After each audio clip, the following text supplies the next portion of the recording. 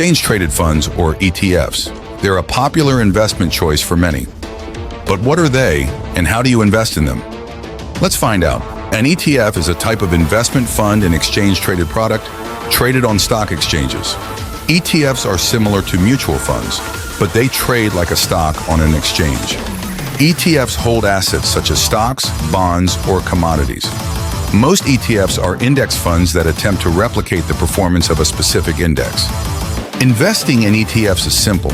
You can buy and sell shares of an ETF on an exchange, just like a stock, through a brokerage account. This means you can buy as little as one share or as many as you want. ETFs offer several benefits. They're easy to trade, offer diversification, and have lower expense ratios compared to mutual funds. Plus, they're transparent. You can see exactly what assets the ETF holds each day.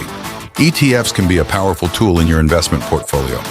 But as with any investment, it's important to do your research and consider your financial goals before investing. Don't forget to like, share, and subscribe.